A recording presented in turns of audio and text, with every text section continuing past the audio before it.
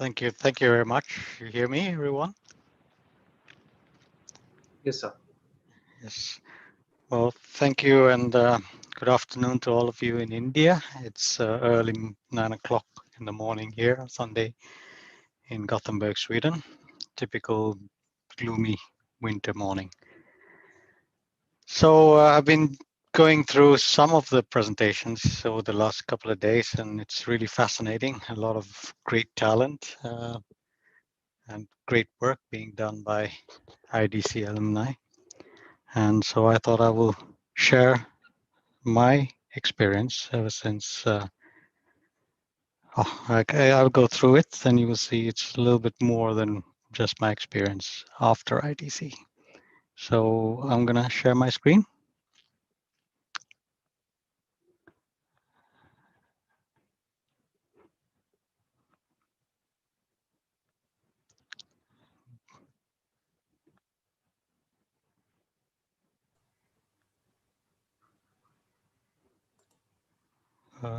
No, sorry, I have this issue again.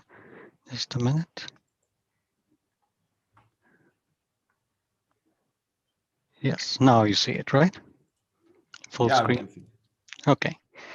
So I called my presentation a journey of perseverance, and the reason is that you will see as I go through what I mean by that.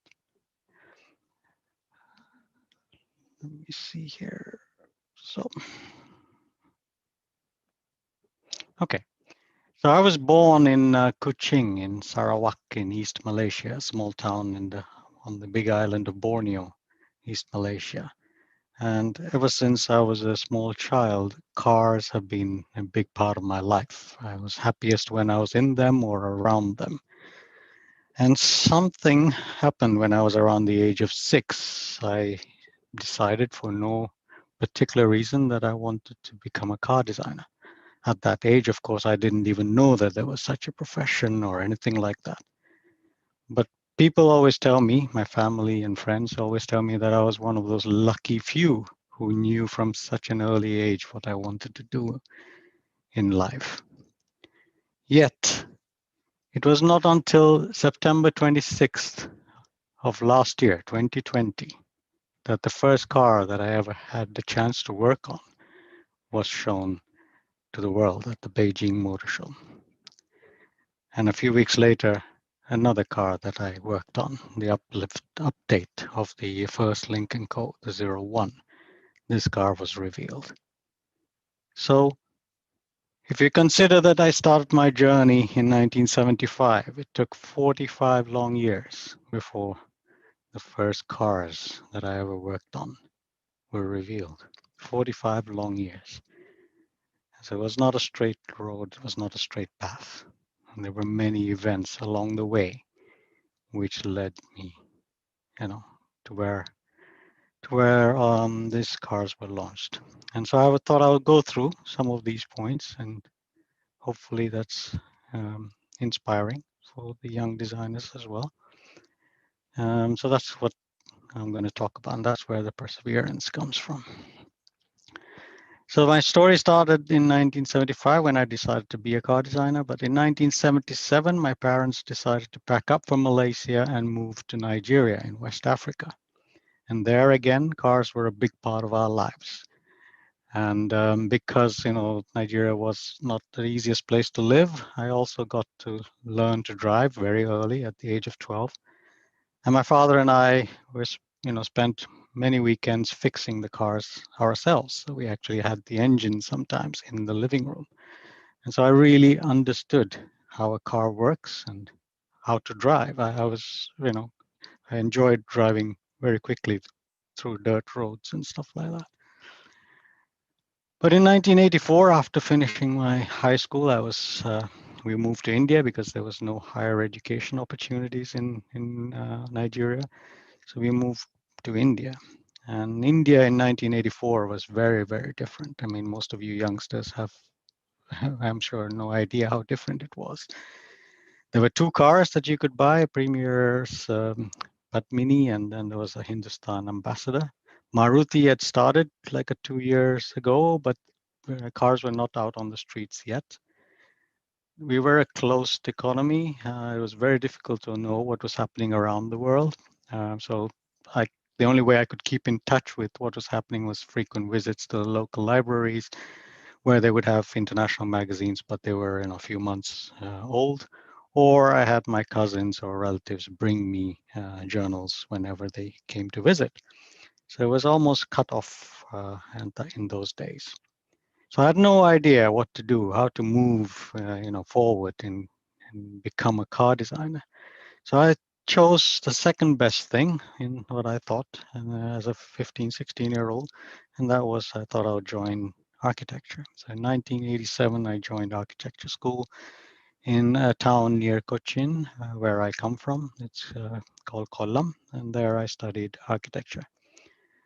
And at the architecture school, I really started to understand what it means to be, a creative individual, how to hone your creative skills. Understood aesthetics, the basics, scale and proportion, visual and spatial awareness, and how to visualize your ideas and how to convey them through sketches and drawings. And I understood the strong link between emotion and design, how you could create a sort of a certain feeling by the spaces, the light, the shadow, the color. All these start to set in, and these are foundation upon which I could then build my knowledge. And then also a basic idea of the design process from conceptualization to, of course, in those days, as an architect, you don't get the chance to prototype other than scale models, but it was part of the process, and I understood how to get an idea through. I also learned that unlike an artist who makes a statement, through his or her art, an architect and designers have to have empathy. You've got to empathize with the users or the client, because you're doing, you're doing something, you're creating something for others to use. But at the same time, you get a chance to make your own statement through that building or product. I also learned that, no matter how creative you are, you need to seek and look for inspiration. And inspiration is all around, in other architecture, in technologies, in people, in culture, and in nature. And once you gather all this, you have to then come up with an original idea, an innovative idea that was yours. And you have your own style and your own belief. And once you have that, and I cannot emphasize this enough, you must be able to communicate and sell your idea. And this is something that I've carried with me my whole career. I believe that 50% of good design is the ability to be able to sell it.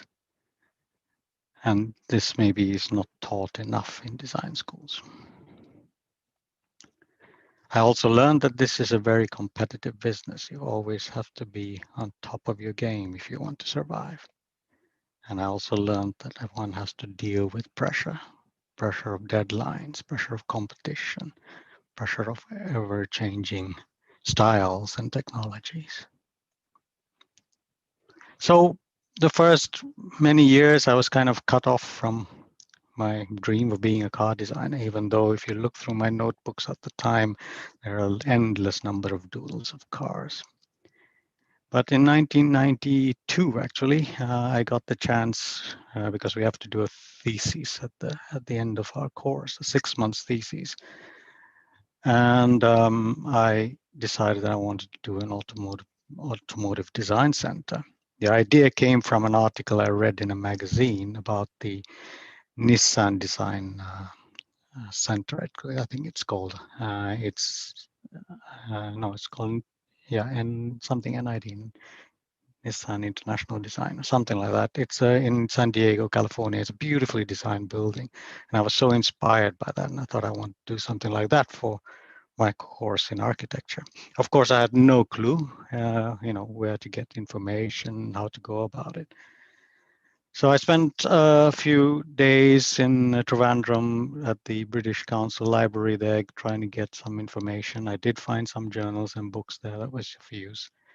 But then I decided to take a big chance, and I wrote to Tata at their ERC. At that time, it was, of course, Telco. And I wrote to them and I said, look, I'm a student. I want to do a thesis like this, and I have no clue how to get about it. And you know what? 2 weeks later, I got a letter back, and these are snail mails, that you actually put in a post box. And I got a letter back from the boss at Telco ERC, Mr. S.K. Shum at that time. And he invited me, said, hey, come on over, why don't you come over here? So I had no clue. I just got on a train. I went to Pune. I waited outside his office for about 3 hours, and I finally got to see him. And when he heard what I wanted to do and everything like that, he said, oh, that's no problem. And he picked up the phone and he called. He said, I'll put you in touch with one of our young designers. And it was Nikhil Kosa, who was product design in IDC from 1990. And he told Nikhil, take care of this young man and, make sure he's got a place to live, make sure he gets all the information he needs, and let him spend some time with you guys in the studio. So this was an amazing opportunity. Nikhil was very kind. I actually stayed with him at this apartment. He was living on his own at the time.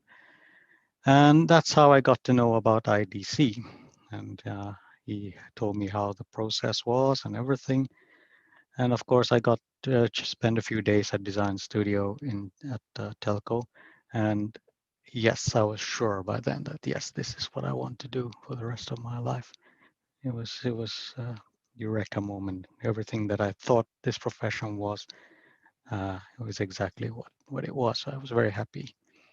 And that's how in 1994, I came to IDC. Of course, you go through the whole process, the interviews and all that. So there was a lot of luck in that as well. I'm sure that made it possible for me to join. I remember I had the interview in the HOD's office at that time with Professor Nadkarni and Professor Hazra.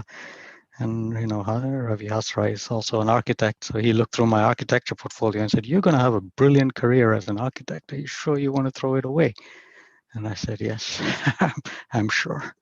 So that's how I got into IDC.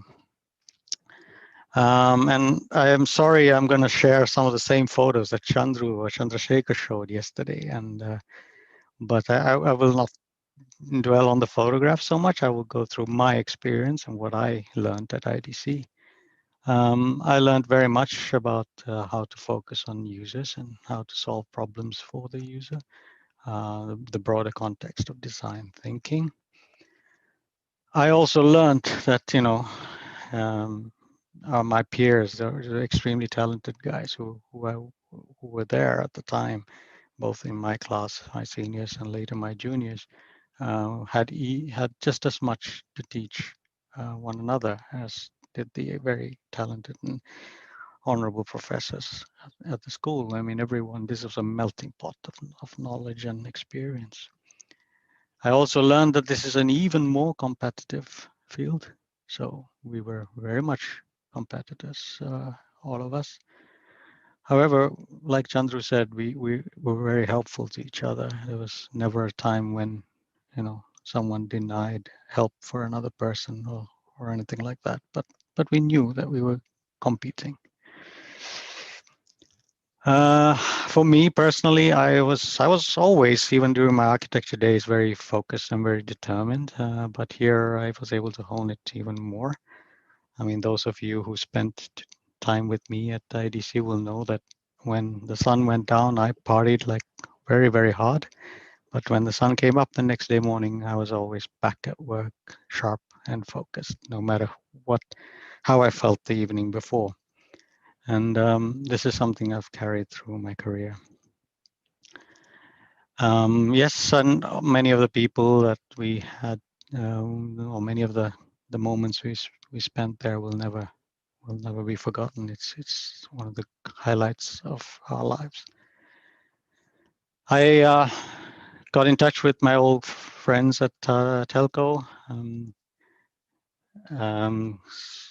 and then I went back there for my internship in 1995. And there I really was able to develop my technical and artistic skills, sketching and rendering. And I realized at the end of, that this is the 2 years I'm going to spend at IDC is not going to be enough. This is a job that requires a lifelong learning.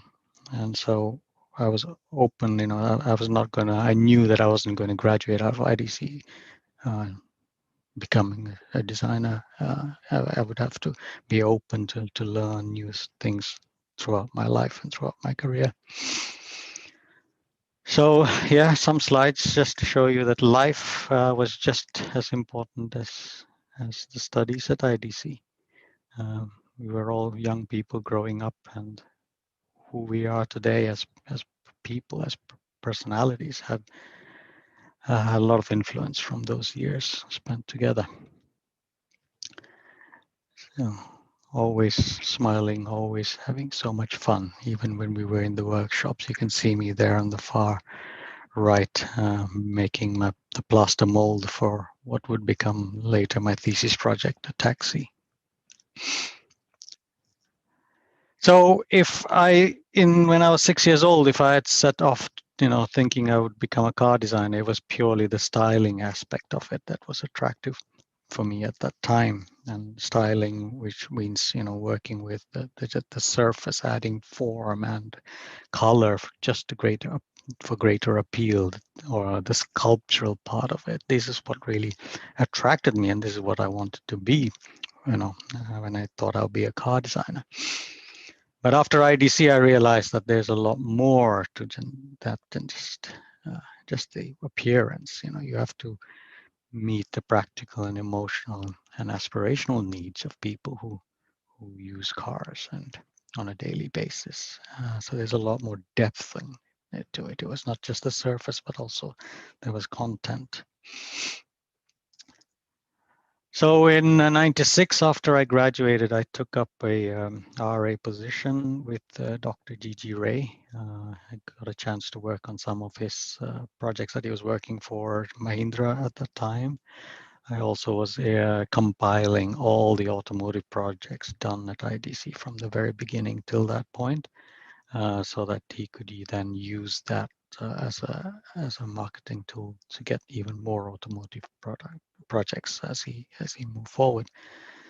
I also during that time realized that there was a course in Sweden at the Umeå Institute of Design, which offered transportation design for free. There was no fees to be paid, unlike RCA or the art center.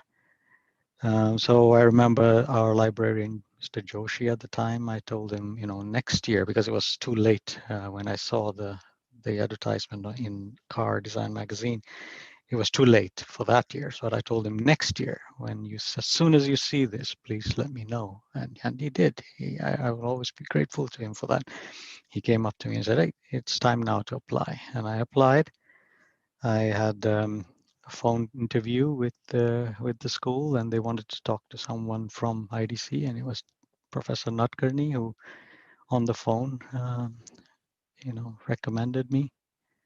And at the same time, I also won an international competition, a Honda-sponsored competition, with help from my fellow colleagues at IDC. Some of the juniors also had helped put that work together, and I won an award. And that came in the local papers in Kerala. So it was very easy for me to walk into a bank and get a student loan on the basis of that. And then with that loan, I went to Sweden to study for 2 more years, because even though it was no fees, you still had to meet living expenses. And, it was very, very expensive to live in Europe compared to India at that time. And that's how I came to Umeå. So a guy from tropical Kerala, suddenly 300 kilometers south of the Arctic Circle in knee-deep snow. But here at last, it was a chance to learn, the sculptural aspects of transportation design, to work in 3D and really exercise car design, like how I'd seen it in Tata. I was able to improve my sketching skills, of course, and started to learn Alias and how to 3D model in Alias. All our projects in Umeå were sponsored, so I got direct contact with people at Volvo and Saab at the time. So that was a fascinating experience. But the three things that I think I learned most from my time in Umeå, first of all, was teamwork. In India, ever since you are in kindergarten, you have your education system is focused on you as an individual, and everybody else you have to compete against. For the first time here in Sweden, we were taught that how to work together as a team, and this is very, very important because I think there are very few careers where you actually get the chance to just work on your own, and especially in the field of design and automotive design, it's never the work of one person. It's big teams, and this was something that was a game changer for me coming from India. I also learned that there was no other way. If there's a deadline, there's a deadline, and you have to deliver good results on time. And I really put a lot of effort into that. I was always 15 minutes early to everything. And for my thesis, exam work for the presentation, I was actually finished 2 days before. So at the presentation, I was so relaxed and calm, and all of this was helped me, I think, later on when I graduated and went on to work. And also, the second thing I learned was the third thing I learned was also emphasis on quality. Whatever you do, don't just do it for the sake of doing it. When you do something, do it to the best you can, whatever it is in life. And this is something that I've been doing ever since. And then, of course, I got global exposure here. But here I want to tell you very frankly what I mean by global exposure.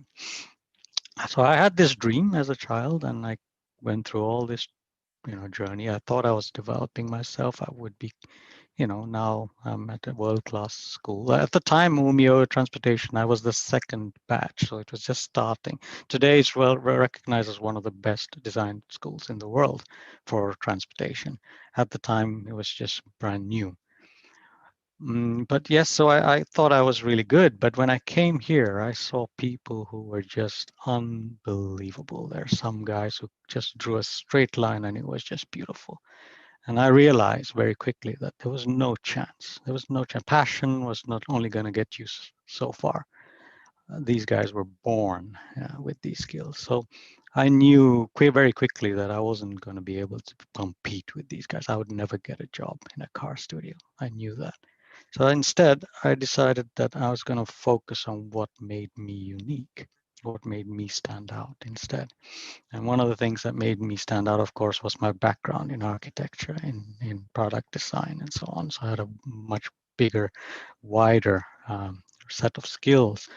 And the second thing was the fact that, and I mean, in those days, being Indian was, you know, um, today there are so many Indians in Europe, but in those days we were very few. So it was something that made me unique. So while everybody chose car projects for their theses, I decided to do a Volvo truck, and I realized that truck industry, none of the guys that I was with were interested to work for trucks, but so I thought that was an opportunity. And also, I decided to do a truck for India. Volvo was just starting to come to India, and they had no idea what the market was all about. So I decided to do a project about India, and that created a lot of buzz. A lot of people were talking about it. And I got Sudhish Balan, my dear friend, who was my junior at IDC at the time and a great photographer. He went and did a fantastic documentation of Indian trucks and how they're used and how the drivers live and so on. And I think my project became so well known more for the superb photographs that he had taken than for the final result. But anyway, I got this huge attention. And I had job offers from both Scania and Volvo Trucks at the end of the course. But I will tell you what happened later. Just let me also just tell you that even in Umeå, we had a great time. It was not all just studies and work. Learned a lot from life. Made a lot of good friends, many of whom are in very uh, high positions today around the world, and still in touch with all of them. And then also, in Umeå, I started to realize my own taste, my own style, what I like about design, and also about life and the way people live and so on. And I really love the simplistic elegance of Scandinavian design. I love the simplistic way in which people live here, and the caring society that this is. So good design, good Scandinavian design doesn't need to be expensive. It's affordable for everybody. And that is the way I think, and that's the way I try to design as well. So most of my work, you can see, has simplistic elegance to it, and no ornamentation or unnecessary decoration. And I liked it so much here that I have been living here now for almost 23 years, 24 years. And I call this home. Yeah, so going back to my, I told you I got offers from both Volvo Trucks and Scania at the time, but then I had also another challenge. My visa would have run out 2 weeks after my thesis, and I know that these big companies, it's going to take months before they can even finalize a job position. So I had to get a job quickly. Luckily for me, my professor at the time, Professor Hans Sackau, he was running his own design agency in Gothenburg. He used to be an ex-Volvo car designer. He started his own design consultancy, and he asked me if I wanted to work for him, and I said yes. So a few weeks later, I was moving to Gothenburg, and I started working at his company. At the time, it was called Nya Perspective Design. Nya Perspective means new perspective. And there I did mostly work for VCE, Volvo Construction Equipment. That was our biggest customer. So I did a lot of work for different machines, not whole machines, but parts of it. I was junior out of school. But then we got this big project from Volvo Buses. Volvo Buses at that time was nowhere as big as they are today. They were basically just supplying engines and chassis around Europe, and then they had bodybuilders building their bodies. So they didn't, the only thing that tied them all together was the Volvo badge, usually at the rear. So they realized that now with India and China, starting to bloom, they needed the global presence, and they wanted a uniform design language to be applied at least to the front of their buses. And they came to us with this big project. And somehow it fell on my lap, even though I was very young. And this design that I created, this smiley face, which I thought was reflecting Volvo's values of safety or care for everybody, and quality. This was what became the global face for Volvo buses. So a few years later, when I came to India on holiday, I was shocked to see, they were everywhere in India, and I mean everywhere, because not only were the Volvo buses in India, but then a lot of the local bodybuilders had started to copy it to try and trick people into believing that they were Volvos, because I think you could charge more if it looked like a Volvo. So they actually spelled it something else in it to make it look like Volvo. So I was responsible for that face of Volvo buses. Maybe many of you have traveled in the buses, not knowing that there was an Indian behind it. I also am.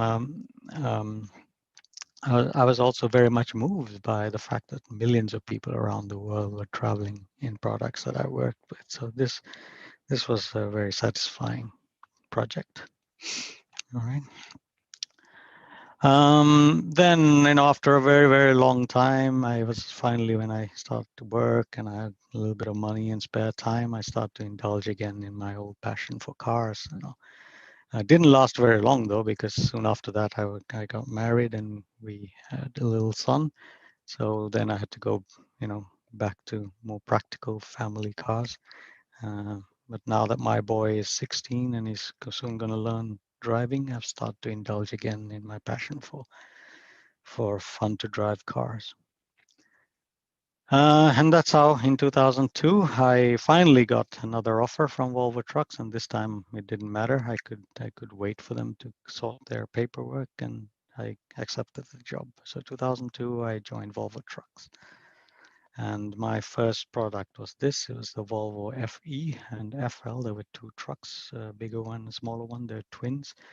And this was the first project that I really went from, sketch to production, and it was carried out very fast. And I was able to really, um, hone my skills as working in a team, leading a team, and it was very successful. And Volvo then decided to promote me to be chief designer of exteriors.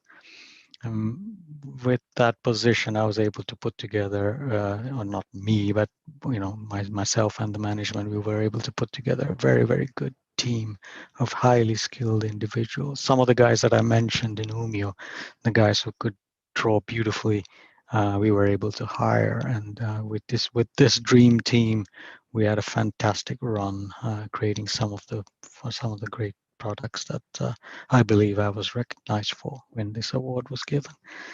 The Volvo FH here is perhaps the world's best-selling premium heavy truck, and it always makes me very proud to know that millions, hundreds of millions of tons of goods around the world are being transported daily by these magnificent machines.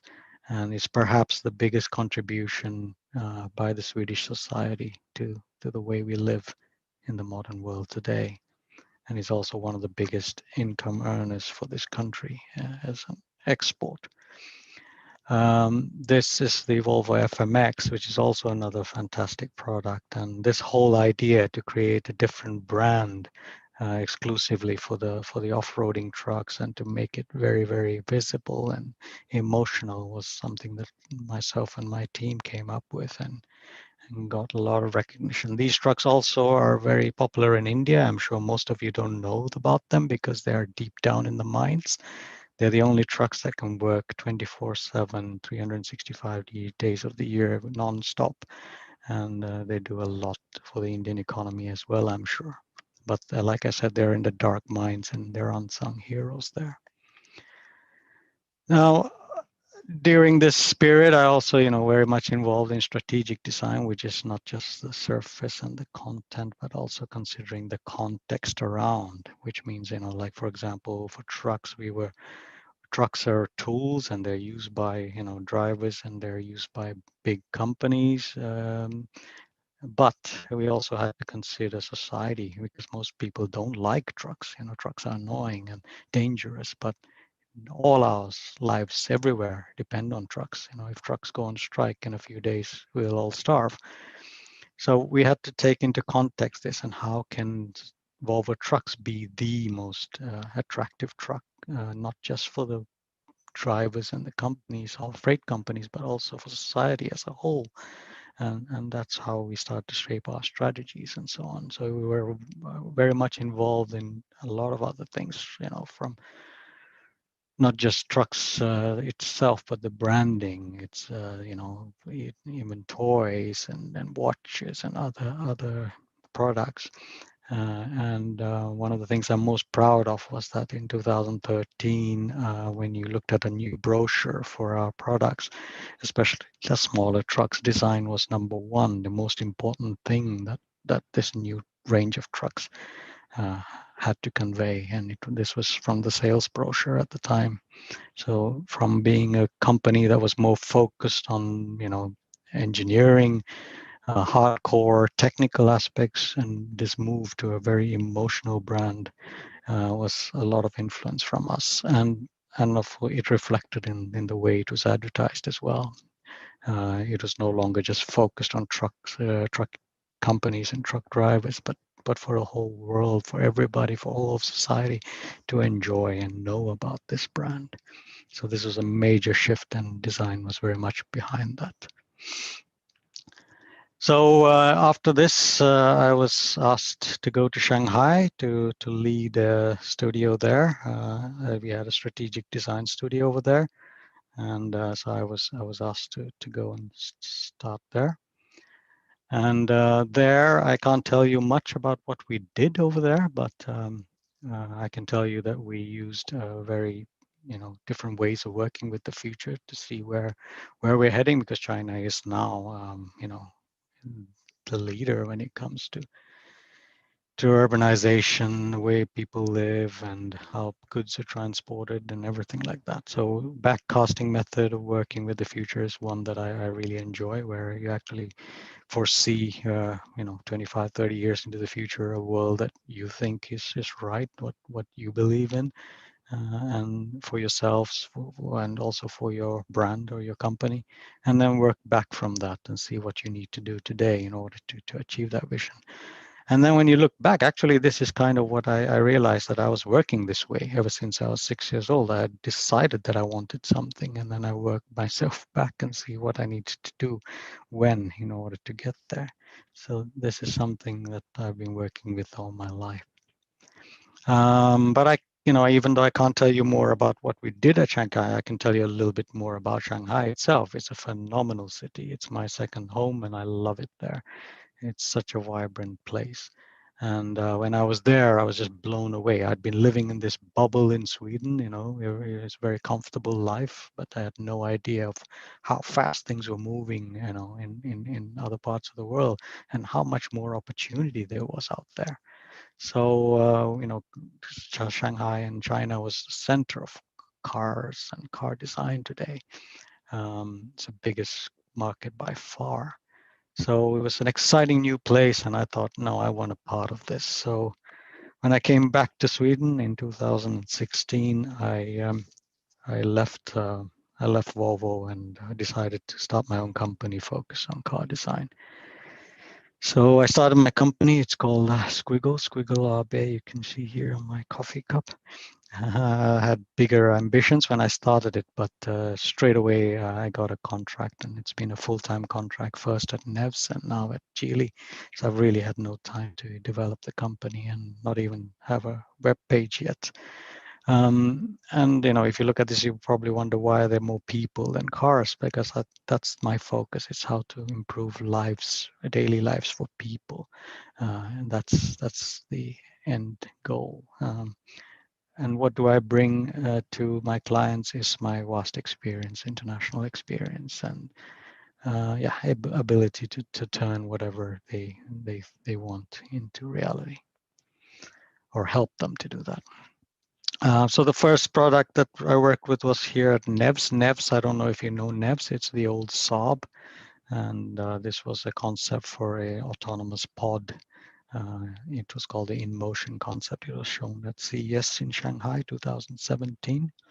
And shortly after that, I joined Geely, and finally,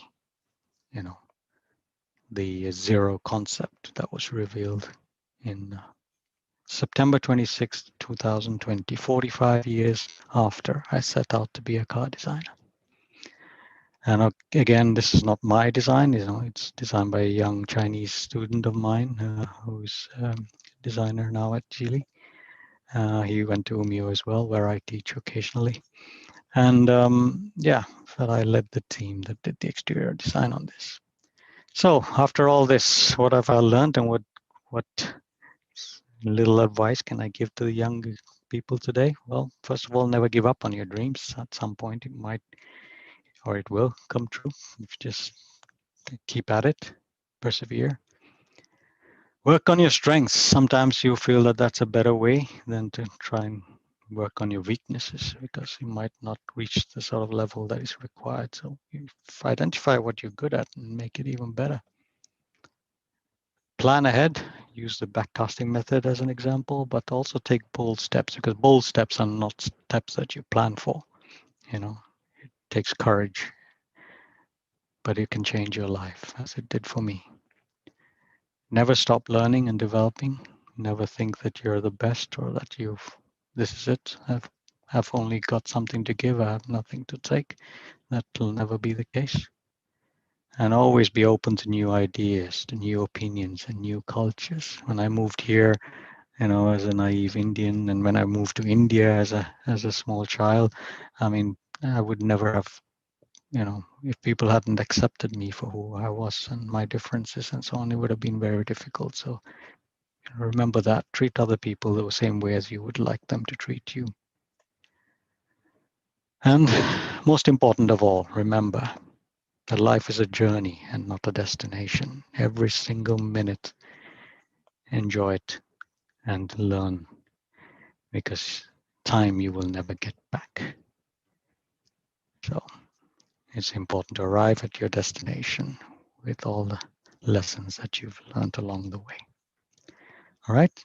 So with that, I say thank you, and thank you for spending this time listening to me. I hope it was of some value. Thank you very much. Right, so there are some questions. Sure. So this question is by Jirib. So how did studying architecture in bachelor's complement or affect your career in further life? And did you ever consider taking up any architecture project at that point, at any point? I mean, how it influenced my career. I mean, like I said, I mean, it was set the foundation of my design thinking process. It set the foundation for what I think is good in terms of aesthetics and all that. So it was a fundamental thing. It also, I had a very tough professor at the time who made sure that you were 100%, on that you really knew what you were talking about. He would catch you out otherwise. He made sure that your presentations were top notch. So all these things really, really, really helped. Did I ever consider working as an architect? No. I have done some projects. I've done projects for friends and relatives and our own home here, but I've never been gotten paid for anything. I do it more for a hobby. So the next question is by Professor Anirudh Joshi. And three things apart from global exposure that you learned at Umia were teamwork, good results on time, and emphasis on quality. What do you think would it take to imbibe such qualities in our students within IDC? Um, I mean, today, it's not like when I was at IDC. Today, you have this little piece of glass, and you can get all the information in the world today. So I think students today are really aware of how competitive it is out there, how how trends are moving. Everything is you're on top notch. So I don't think in an educational institution you need to inform them about that. But at the same time, I think I feel that sometimes there is a bit of naivety in some of the students in India and in China, because I guess it's part of the culture there. I mean, especially if you get into a prestigious school, everybody, including your family, thinks, "Oh, you've made it now." So I think you have to really make people understand that this is the beginning of a new process of learning, of trying to lift your game up to another level, um, because this is what you're going out to. This is the world that you're going to be facing when you're done here, and to accept that, because sometimes you think, oh, if I had 2 more days, this project would be even better, but but no, it doesn't work like that in the real world. You've got a deadline, and if you don't make it, somebody else gets the project. That's the hard fact. And hopefully you guys are more aware of that than I was. Um, but it's more than the awareness, it's also the acceptance. You've got to accept it. You've got to accept that this is the way the world works. Especially now when I work with the Chinese, they don't tolerate that. They want a car done like that, and if you can't deliver it, off to the next team. So we have to accept this is the way things are, and build it into our system.